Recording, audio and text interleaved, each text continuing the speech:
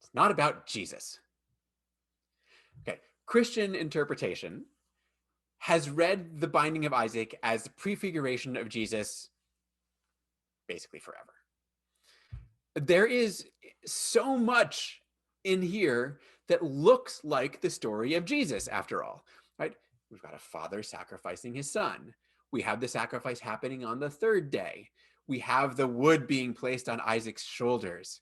We have Isaac being described as Abraham's only beloved son. We have the language of the lamb being sacrificed, right? God will see to the lamb. And Jesus, of course, is the Lamb of God. And for many interpreters, right, the fact that Isaac is in fact at the end spared is, a prefiguration of the resurrection. So much there that looks like parallels.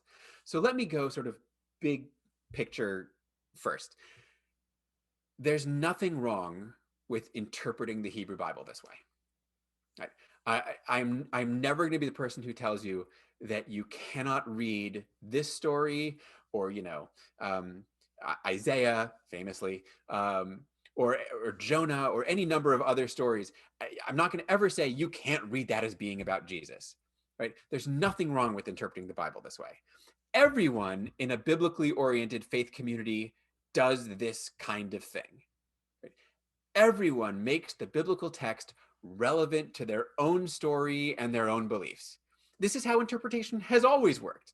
Right? It's not just for Christians. The problem comes not when we interpret the text this way, but when we think that this is what the text itself is or is about, right? To say that this story, like in and of itself, is about Jesus is basically to deny Judaism or anyone who's non-Christian, right? I tell my students, and I actually just did this a week or so ago in class, as we were reading Isaiah. I tell my students, Jesus isn't in the Old Testament. Jesus and the Old Testament are both in Christianity, right? That's the context in which the two are connected, right? Jesus' being in the Old Testament isn't objectively true. It's true for Christians, right? That's their context. And it's true for Christians alone, right? To see Jesus in the text is to remove the text from its context and to put it into a new one, right? That of Christianity. And that's totally fine. Right? That's a totally fine thing to do. Please don't stop reading that way on my account.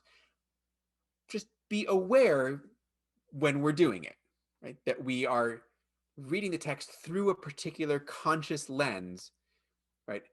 That is the lens of, in this case, Christianity, and that we're not then seeing the text as it truly is.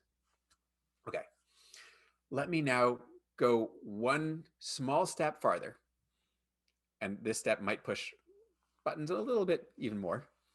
And I'm going to go back. Why is it that the story of the binding of Isaac looks so much like the story of Jesus then? It's not because the binding of Isaac is a prefiguration of the story of Jesus.